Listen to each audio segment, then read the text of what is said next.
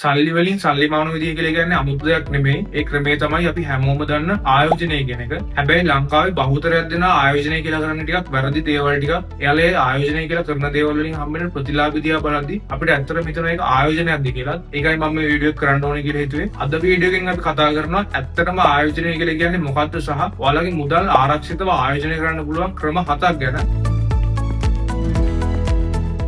Video එකට යන්න කලින් පොඩි ඉල්ලීමක් කරන්න තියෙනවා. අපේ මේ channel එකට දැන් තියෙනවා Facebook page එක. ඒකේ link එක මම මේ වීඩියෝ එකට පහළ description එකේ දාලා තියන්නම්. මේ වීඩියෝ එක බලන කෙනෙක් නම් ඒ Facebook page එකත් follow කරන්න කියලා ආරාධනා කරනවා. එහෙනම් වැඩි කතා කරන්නේ අපි යම් වීඩියෝ එකට. අපි මුලින්ම බලමු මේ මුදල් ආයෝජනය කියන වචනේ ඇත්තම තේරුම මොකක්ද කියලා. අපිට මුදල් ආයෝජනය කියන එකට මෙන්න මේ වගේ නිර්වචනයක් දෙන්න පුළුවන්. අද දවසේ ඔයා පරිභෝජනය කරලා ඉවර කරන්නේ නැතුව ඉතිරි කරගන්න මුදල අනාගතයේදී යම් මුදලක් උපයලා දෙන ක්‍රමවේදයකට යෙදවීම අපිට ආයෝජනය කියලා හඳුන්වන්න පුළුවන්.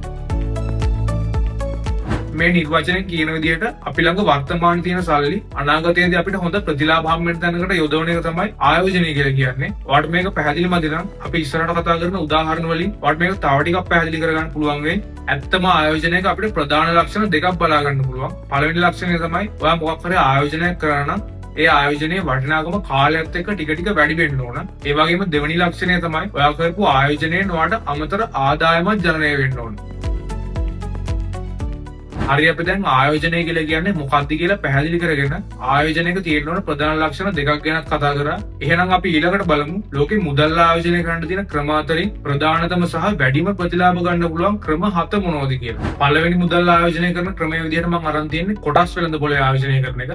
හරියට ඉගෙනගෙන කරොත් එහෙම මේ කොටස් වෙළඳපොල කියලා කියන්නේ වගේ මුදල් ආයෝජනය කරන්න පුළුවන් හොඳම තැනක් විදිහට අපිට හඳුන්වන්න පුළුවන්. මම මේකට කලින් කොටස් වෙළඳපොල ගැන වීඩියෝ එකක් කරලා තියෙනවා. ඒ වීඩියෝ එක බලුවොත් ඔයාලට පුළුවන් මේ කොටස් වෙළඳපොල ගැන පැහැදිලිව අවබෝධයක් ලබා ගන්න. මම මේ වීඩියෝ එකේ link එක මේ වීඩියෝ එකට පහළ description එකේ දාලා තියන්නම්. ඔයාලට එතනින් ගිහින් මේ වීඩියෝ එක බලන්න පුළුවන්. දෙවෙනි මුදල් ආයෝජනය කරන ක්‍රමයේ විදිහට මම ගත්තේ යුනිට් ට්‍රස්ට් වල මුදල් ආයෝජනය කරන එක. යුනිට් ට්‍රස්ට් වල මුදල් ආයෝජනය කරන්න කොටස් වෙළඳපොලේ ආයෝජනය කරන්න තරම් දැනුමක් අවශ්‍ය වෙන්නේ නැහැ. ඊටාම ලේසියෙන් ආයෝජනය කරලා ඉහළ ප්‍රතිලාභ ගන්න පුළුවන් ක්‍රමයක් විදිහට අපිට මෙන්න මේ යුනිට් ට්‍රස්ට් වල මුදල් ආයෝජනය කරන එක හඳුන්වන්න පුළුවන්. යුනිට් ට්‍රස්ට් වල ආයෝජනය කරන විදිහ කියලා දීලත් මම වීඩියෝ 3ක් කරලා තියෙනවා. ඔයාට මේ වීඩියෝ 3 බලලා යුනිට් ට්‍රස්ට් ගැන හැමදේම A to Z ඉගෙන ගන්න පුළුවන්. ඒ වගේම තමයි යුනිට් ට්‍රස්ට් වල ආයෝජනය කරන්න පටන් ගන්නත් පුළුවන්. මම මේ වීඩියෝ 3 ලින්ක් එකත් මේ වීඩියෝ එකට පහළ description එකේ දාලා තියන්නම්. ඔයාට එතනින් මේ වීඩියෝ 3 බලන්න පුළුවන්. තුන්වෙනි මුදල් ආයෝජනය කරන ක්‍රමයේ විදිහට මම ගන්නෙ රජයේ සුළුකුම්පත් වල ආයෝජනය කරන එක. මේකට අපි ඉංග්‍රීසි වලින් කියනවා treasury bonds and bills වල ආයෝජනය කරනවා කියලා. මේක ලෝකේ තියෙන ආරක්ෂිත මුදල් ආයෝජනය කරන ක්‍රමයක් විදිහට අපිට හඳුන්වන්න පුළුවන්. මෙතනදී ඔයා කරන්නේ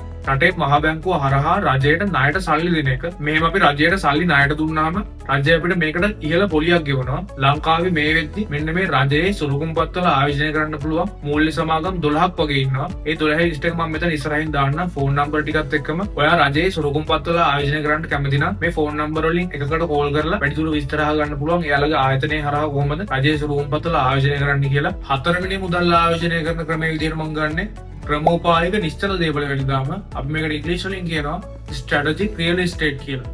මේකෙන් කියන්නේ ඔයාලට අනාගතයේදී යම්කිසි ආදායමක් එන විදිහට වර්තමානයේදී දේපල මිලදී ගන්න කියලා. උදාහරණයක් විදිහට අනාගතයේදී මිල වැඩි වෙයි කියලා හිතන ප්‍රදේශයකින් ඉඩමක් අරන් දානවා වෙන්න පුළුවන්. එහෙම නැත්නම් කුලී ආදායමක් ගන්න පුළුවන්, නිවසක් වෙන්න පුළුවන්, කඩකාමරක් වෙන්න පුළුවන්. මේ වගේ දේවල් වල ආයෝජනය කරන එක තමයි ක්‍රමෝපායක නිශ්චල දේපල වෙළඳාම කියන්නේ. හැබැයි ඔයාලේ මිලදී ගන්න දේපල අනාගතයේදී ඔයාලට හොඳ ආදායමක් ගෙනල්ලා දෙන බුද්ධිමත් ආයෝජනයක් වෙන්න ඕන. මුදල් ආයෝජනය කරන්න පුළුවන් ක්‍රම අතරින් පස්වෙනි ක්‍රමයේ විදිහට මම ගන්නෙ රත්තරන් වල ආයෝජනය කරන එක. හැබැයි ලංකාවේ බහුතරයක් දෙනා රත්තරන් වල ආයෝජනය කරනවා කියලා කරන්නේ රත්තරන් ආභරණ හදන එක. හැබැයි ඇත්තටම රත්තරන් ආයෝජනය කියලා කියන්නේ ඒක නෙමෙයි. රත්තරන් වල ආයෝජනය කරන්න ඔයාලට කරන්න පුළුවන් රත්තරන් බිස්කට් වල හරි රත්තරන් කාසි වල හරි ආයෝජනය කරන එක. මේ රත්තරන් කියලා කියන්නේ ගොඩක් හොඳ ආයෝජනයක්. මොකද අනාගතයේදී රත්තරන් මිල අනිවාර්යෙන්ම ඉහළ යනවා. හැබැයි රත්තරන් වල ආයෝජනය කරද්දී ඔය ගොඩක් පරිස්සම් වෙන්න ඕන. මොකද වෙළඳපොලේ ගුණත්වය අඩු කරපු රත්තරන්ුත් අපිට බලා ගන්න පුළුවන්. ඒ වගේ රත්තරන් මිලදී ගත්තොත් ඔය ගොඩක් ලොකු අපහසුතාවයකට පත් වෙන්න පුළුවන්. ඒක නිසා රත්තරන් වල ආයෝජනය කරනවා නම් රත්තරන් ගැන හොඳ අධ්‍යයනයක් කරලා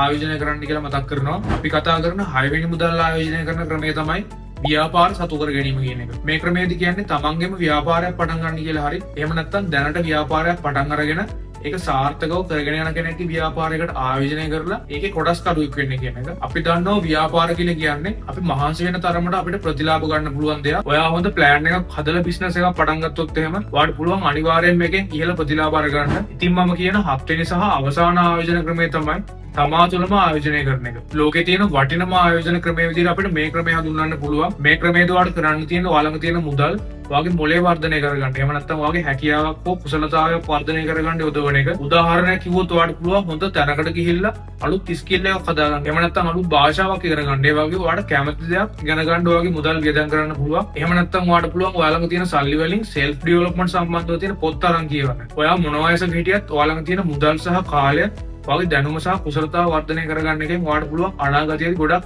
ඉහළ ආදායම් ලබා ගන්න. ඉතින් අද වීඩියෝ එකෙන් අපි කතා කරා ලෝකේ මුදල් ආයෝජනය කරන්න තියෙන ක්‍රම අතරින් ප්‍රධානතම ක්‍රම 7ක් ගැන. මීට වඩා ආයෝජන ක්‍රම ගොඩක් ලෝකේ තියෙනවා. අපි ඉස්සරහා වීඩියෝ වලින් ඒව ගැනත් කතා කරමු. මේ වීඩියෝ එක හොඳයි කියලා හිතෙනවා නම් වීඩියෝ එකට ලයික් එකක් සහ කමෙන්ට් එකක් දාන්න කියලා මතක් කරනවා. ඒ වගේම channel එක හොඳයි කියලා හිතෙනවා නම් subscribe කරන්න කියලා මතක් කරන ගමන් අපි අද මේ වීඩියෝ එක සමු ගන්නවා. අපි ඊළඟ වීඩියෝ එකෙන් හම්බෙමු.